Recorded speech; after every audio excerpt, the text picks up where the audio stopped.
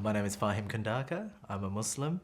I was born in Bangladesh. I grew up in South Africa, and then I moved to Australia about 20 years ago at the age of 16. In terms of Bangladesh, my whole family is there. Everyone's there. We're just I think my dad was probably the first one to leave the family, leave Bangladesh. My maternal granddad passed away when I was 2 years old. My paternal grandmother passed away long before, so I only had a grandfather and a grandmother on either side. They didn't live nearby, but got to see them a little bit. The Bangladesh I remember when I was small, we lived in the hospital quarters, so all the doctors had apartments inside the hospital precinct. There was a slum just maybe 200 meters on the other side of the wall that closed off the border. It was a gated community. So I could have easily been born in a slum. That's how far life can be like that, right? And yeah, so the Bangladesh I remember was our quarter had 4 apartments, and we were on the top right one, and there were 4 kids, the ones downstairs from us, and I guess we grew up with them. They were much older than me, so I'd just follow them, want to be like the older kids, and just run around with them. So Dad's a doctor. His story is probably it's probably one of the most inspirational and fascinating stories I've ever seen, and just shows you the power of education. So he grew up in a village in Bangladesh, was obviously very, very smart. Both my mum and him got some bursaries or scholarships in grade 5 and grade 8. And I was told that only about 40 kids out of 400,000 get them or something, and both of them got them in different parts of Bangladesh. They were one of the 40 in their respective years. So obviously very talented and gifted, intelligence-wise, and Dad worked really, really hard. And anyway, studied medicine, graduated from medicine in 1981. And Bangladesh being a relatively overpopulated country, back then it's changing now slowly in the sense that a lot of people do want to stay in Bangladesh, but it was quite aspirational to go overseas and migrate for a little while. I mean, it's no different to Australians wanting to go to the UK for a couple of years, I guess. But so Dad, in 1981, applied all over the world for some jobs. Heard nothing for 12 years. And then in August 1993, we got a telegram saying, hey, do you still want a job? And it was in South Africa, in Transkei. And I still remember the day. I don't know why I was there at the door, and he was all excited, screaming and laughing, in just pure joy, elation that he's made it through after something this long. And then 12 years of silence. And then the next week, another offer comes in from Trinidad and Tobago. So I could have had a very cool accent right now. Could have been saying things like "Yeah, man," okay, but I didn't get to do that. So we picked Transkei in South Africa. We moved to South Africa, and and then the initial plan was a 3-year contract in 1993, and we were going to go back in 3 years. By that stage, he was a doctor for 12, 13 years. He was pretty well settled in his career. His pathway was pretty set, so it wasn't a plan to move permanently. It's now been 30 years and we haven't gone back. In terms of moving back, at least we've been back a few times. But yeah, that's the story. At the age of 6, we moved to South Africa, and it was actually apartheid at the time. So it was 1993. So it wasn't really technically South Africa. It was a place called Transkei, which is like a little homeland inside South Africa for people of colour, black people and non-white people essentially, and you needed a permit or a passport to go over into South Africa, even though it might have been the next suburb over. So my first school over there was like one of those schools you see in like a World Vision ad. Those four classrooms, no running water, no flushing toilets. Yeah, it was one of those types of really village remote town. My dad was a doctor at the local hospital, where I think he tells me 90% of his patients had TB or tuberculosis, and Dad had a specialization in chest diseases, so he was brought over just to help them with palliative care, essentially. And then in 1994, so about a year after we were there, South Africa became South Africa. Nelson Mandela got elected, and that ban got lifted, apartheid ended, and we were allowed to move a little bit. So we moved to a place called Queenstown, which is a small town, another 200 kilometers away. And that was probably a huge, significant event in my life, because I went from a school that didn't have a toilet, or a flushing toilet at least, to a school that was 160 years old, traditional rugby, like a traditional private school, if almost like in Australian terms. 16 rugby fields, cricket fields, Olympic size swimming pool, all that sort of stuff. So huge transition. I think I was only the second year of non-white kids allowed into that school. But my parents got to meet Nelson Mandela in 1993, before the election. He was doing his tour. I was too small, I wasn't invited on, but the doctors were the VIPs on the stage. He came and shook everyone's hands. So we had that little moment. So I look back on it probably more with fondness, and the significance of it probably resonates with me a lot more now. And it has throughout my whole adolescence. And as soon as I was able to comprehend what I just went through, it's kind of kept me grounded. It's just been the most fascinating life experience. I wouldn't change it for the world. It's essentially defined me in many ways. So on my first day, I couldn't speak anything other than Bengali. So I went to school, couldn't communicate at all. So it took me about a month to learn to speak Xhosa, because that was the local language over there. It's the language Nelson Mandela spoke. His village was only about 25 minutes away from ours, so he was pretty close. About a month, Xhosa for a month, English a month later. The teachers at that school, I just remember them being so dedicated and so focused on making sure I got the education that I wanted and I needed, or that they felt I needed. And probably grew my affinity for education. And I'm quite fortunate now that I do a lot of work in the education sector, and I get to help out the education sector a lot more. And I quite often refer back to that moment where my own education was so influenced by the quality of education I received in a remote African village. My life is so influenced by the quality of education my dad received in a remote Bangladeshi village.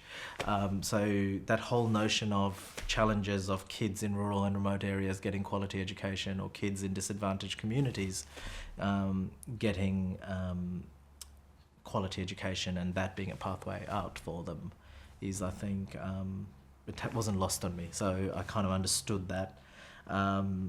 And the quality was really, really good, which was a shame to discover that once I moved to the bigger school, it wasn't thought of as good. And by the time I got to grade 7, I was ducks. Okay, so it just vindicated, not for myself, but it vindicated for that previous school, that the education they gave me was a solid foundation. And I think that sort of thing stays with you forever, I think, and you remember those things. And then I was really, really fortunate to have had great teachers even in my new school. And most recently, the world is so small. My English teacher in high school, her brother is a professor or a lecturer. I'll get this wrong. Her brother is an academic at QUT, of all places. Okay. And anyway, she came recently to visit him, and she texted me out of the blue, going on Facebook, saying, "Hey, I'm going to be in Brisbane." And I had the absolute privilege of taking her out to lunch. And we had to be able to do that as an adult, and to go back to the person who taught you so much. She was my English teacher in grade 8, 9, 10, and 11. And English is one of those subjects in school that really teaches you to think. Like, it's the one that teaches you to express thought and ponder and comprehend and explore topics. And she did that in spades. And she was my debating and public speaking coach as well. And she took a real interest in supporting me in that. And I did really well in that public speaking space. And even today, I do a lot of speaking, and I just put it back to her, right? And anyway, so I took her to lunch. We went to the city here in Brisbane and had a long lunch. It was fantastic. And we were talking about the transition. And we all talk about the transition from our own perspective, but it was so lovely to hear from her. These were teachers who've been teaching at that stage for 20, 30, 40 years in a white-only school that finally had to open its gates for non-white kids to come in. And the fact that I wasn't aware of that at the age of 14 or 15, like I didn't witness any of that, shows you just how well they did to hide whatever they were feeling. And she was revealing stuff about what was said in the staff room and how they did struggle. There were people who were struggling with accepting black kids coming into the school or people like myself coming into the school. But the fact that they were able to close the door at the staff room, and then once they stepped out, they treated us all as the same. I'll have enormous respect for them for that, right? But when you look back, there's still things we could have done better. And when I look back, I was like, there's probably things I should have noted a little bit better. I was really lucky in that while I may have had social disadvantage in terms of skin color, I'd never had disadvantage from a wealth perspective. My dad was a doctor, so I had lots of privilege in that space. So I could stay pretty close to school for a significant part of my school. So being late for school wasn't a possibility. Whereas there were kids who were living in townships far away, who had to walk, who had to wake up at 4 a.m. to get to school at 7:30. And if they were 5 minutes late, they got punished. And at the same level as me, who just had to literally hear the bell, wake up, walk across. Like that sort of thing. Now when I look back on it, I was like, I wish I could have spoken to my friends at the time a little bit more about it and reflected and at least just let them know that I understood. And I probably didn't. And now I look back on it and it's like, wow, that was pretty bad what we did. The good news is the country, that school in particular, has managed to maintain its standards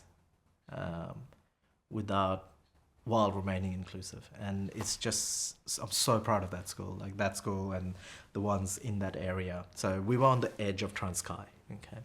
So we had these schools that were so important from South Africa's social fabric. There were 3 or 4, well, there's probably about 8 to 10 in that region. They were all traditional 150-year-old private schools with massive sports fields and things like that, and big buildings that look like from the movies and stuff like that. The fact that those schools opened their doors for kids from disadvantaged communities and then didn't reduce that quality and expose them to those quality facilities and things like that. I look back now at the school facilities, they look as good as they did, if not better, than when I was there. We had a racing track at our school, but when I was there, it was a gravel track, and we had to run on the gravel track. I saw the other day, I saw some photos. We've now put that, the red mat that the athletes have in the proper places. Yeah, it's now got that. So the fact that kids are getting exposure to that in that community, those schools have just become enormous. The South African rugby team that just won the World Cup, the captain, Siya Kolisi, he's from one of those schools. And he's a child who couldn't afford anything, drank sugar water to bed because they didn't have food, and he would wait till the next day because in school they would give him one slice of bread at break time. And he's now the captain of South Africa in their rugby team, and he tells his story. And so I'm really glad that I was part of that journey. And yeah, it would be nice to have been aware of some of that stuff while I was there. But now that I am, hopefully I can make a difference knowing that. Yeah, it's an interesting thing, actually. When I find, at least, that when it's not around you and you focus on it, you end up practicing it a lot more. So in Bangladesh, we probably didn't even make a big deal of it, and we probably took it for granted if you look back on it, right? Whereas the moment we moved to South Africa, we were like, whoa, okay, there's no one here. We're the only Muslims, kind of thing. We were quite lucky. We had a couple of families there who were also from Bangladesh, who were also doctors. And so there was essentially the 3 families that made friends. One was a Hindu family, one was a Muslim family, and the other one was us. So that was our social circle, I guess, from a professional setting. And obviously I went to school, so made friends in school. The faith at that age, well, Islam doesn't impose faith on children as well, right? So it was practice in the sense that we'd pray. Dad always prayed, so prayed with Dad. We learned about what halal food is. So halal and kosher food is pretty much the same thing in many ways. Well, Muslims can eat kosher food in most cases, whereas the kosher ones are a little bit stricter. They probably can't eat halal food as much as easily as we can eat kosher food. But similar concept. So learning about that, never thought of that in Bangladesh, never knew what that was. I still remember, I think, but South Africa was the first time I went to eat something and my parents were like, you can't eat that. I'm like, what does that even mean? Why can't I eat that, right? Yeah, well, They were non-denominational, but we had lots of Christian teachings through the school. So we all had to carry hymn books. We had 3 assemblies a week. We had a pastor from one of the many churches in the area come in of all denominations every Monday. I knew every hymn off by heart. I won the Bible Knowledge Prize every single year in high school. Like, haven't missed it once because the stories were the same as the ones in the Quran. So I probably studied it twice because I studied it in school, and then after school I'd do Islamic classes and I'd learn the same stories again. So I had a bit of an advantage, and so I'd naturally just easily get the Bible Knowledge Prize every year. So yeah, so there was a very big, strong Christian faith in that school. It was quite present. I probably knew 30 hymns off by heart. Okay, favorite probably being "How Great Thou Art" and "Give Me Oil in My Lamp." Probably between those two, and maybe "Morning Has Broken" as well. Okay, there's quite a few that I still remember pretty well, right? I wouldn't sing, okay, because I was obviously Muslim, so I'd just read along and listen and participate. I'd be respectful, I'd stand for the prayer. Our classes started with the Lord's Prayer every morning, all that sort of stuff. I just remember we had a pastor or a priest come in every Monday on the Monday morning assembly, and it would be a different church every time. So it was Christian, but definitely non-denominational. South Africa's probably done inclusion, obviously with apartheid ending. We've probably done inclusion better than anyone else. I think it's just a thing. It's called the Rainbow Nation for a reason. Even our flag is designed to be inclusive with 7 different colors on it. Obviously the race one is still there, but the faith one is pretty good. So I've mentioned earlier that I lived in Queenstown. The truth is, initially I didn't live in Queenstown. I lived on the edge of Transkei in South Africa, in a small town called Ezibeleni, just outside of Queenstown, because we couldn't move into Queenstown just yet. Only a few years later we moved into Queenstown for social reasons, like we couldn't move in and affordability and things like that. It was easier for Dad to transfer inside the Transkei system rather than to move to the new South African hospital. So it took a little while to do that move. So while I was on the edge, there still wasn't much on the faith front, but Queenstown had a mosque. Okay, so that was the first time outside of Bangladesh I saw a mosque. And there was a family there, and I'll forever be indebted to them for my faith being as strong as it ended up being. He was a doctor as well, and his wife, so Uncle Muhammad and Auntie Rabia, as we lovingly called them. They basically dedicated their lives and their wealth to helping other kids and other parents get to classes. So South African schools run from 7:30 to 1:30 in the afternoon, and Islamic classes started at 2 p.m. So there was that gap. You had half an hour to get home, get changed, and Uncle Muhammad would come pick you up on his way back to the office after lunch. So he'd have a lunch break for an hour, pick me up on the way, drop me off at the Islamic class, go to his work, and then his wife would pick me up in the afternoon and drop me back home. My dad was working, we couldn't do that sort of stuff. So I was really lucky that probably at the age of, I was 11 by then, which is very late to start learning about your faith in a semi-formal way, whereas most of the people in there were there from the age of 5. Okay, so I was 6 years late, and I was learning. Islam encourages us to memorize parts of the Quran, and the chapters of the Quran get shorter as you go towards the end. So what we do with kids is we just start at the back of the Quran with the shortest chapters, and we just start at the back and just start memorizing as many as we can, and get as far forward as we can, essentially. And so I was learning the stuff that 4-year-olds already knew. So I was way behind. Okay, but again, I had a really great teacher there, and again, teaching just makes such a difference, right? And had a great teacher there who didn't make fun of me for being late. I didn't feel like I felt like I was that old, mature age student who didn't know anything while all the other kids. It was never felt like that. I felt like I belonged. I definitely, while I didn't know some of the Arabic stuff, I knew I could participate in the English-based stuff. So the topics on what is faith, I could participate in those conversations really, really easily, how to do certain things. So Islam is quite ritualistic, it's quite structured. So we have prayer times that are set during the day, so we had to learn how to pray. Thankfully, I knew a fair bit about how to pray. We have things like you have to wash yourself, like wash your hands and feet before you pray, so you cleanse yourself spiritually and physically.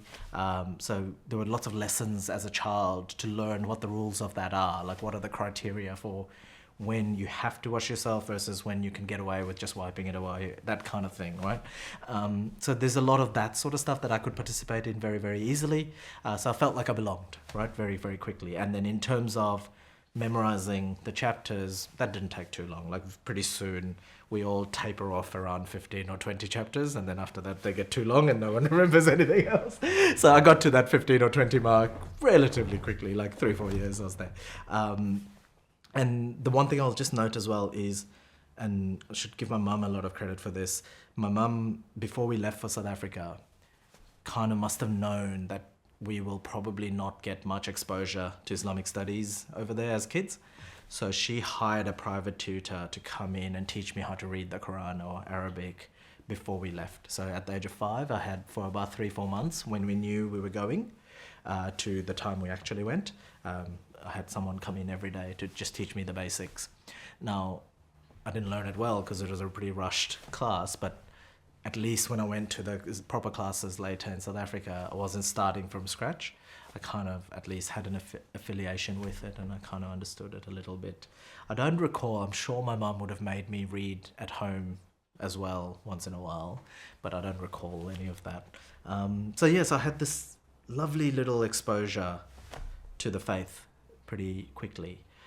So much so, and I laugh at this when I look back, fondly. I was told to drop everything and become a scholar.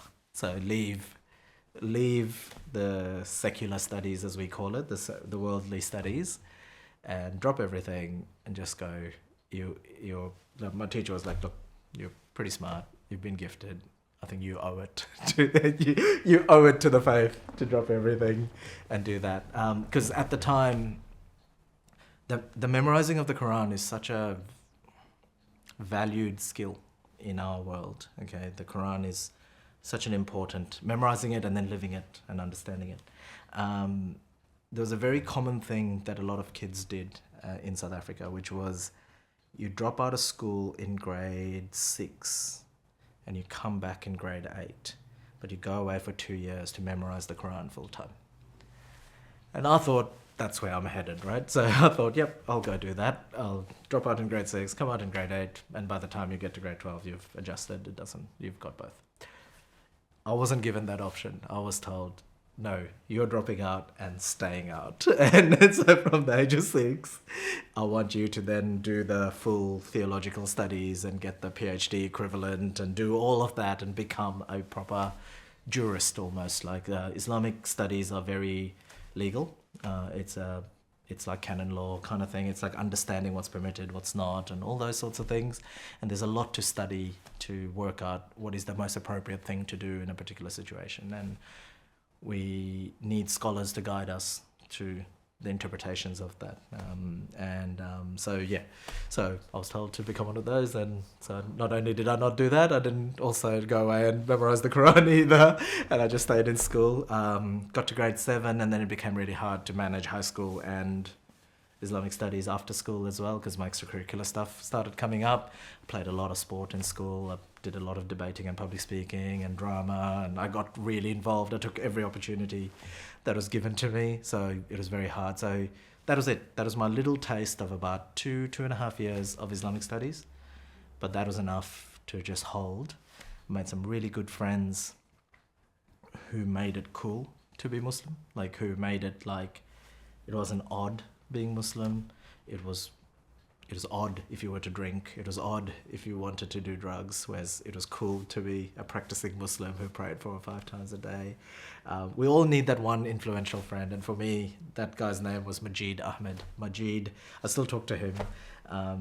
He was the Mr. Goody Two-Shoes, straight as an arrow, and we would like measure ourselves to how we go against Majid. He probably hated it. He probably hated being held to that standard at the age of 12 or 13, but boy, he was a good kid. And we just went, yep, he became our role model in our peer group. And that helped. You only lived in Queenstown to go to that school. There was no other reason to stay in Queenstown. Queenstown was, we didn't even have a cinema. Like, it was a small, tiny little town in rural South Africa. It had a good boarding school. So all the farm communities from the local areas sent their kids to the boarding school over there. Had a couple of hospitals. Dad worked in one of them, and we just stayed there. But that was,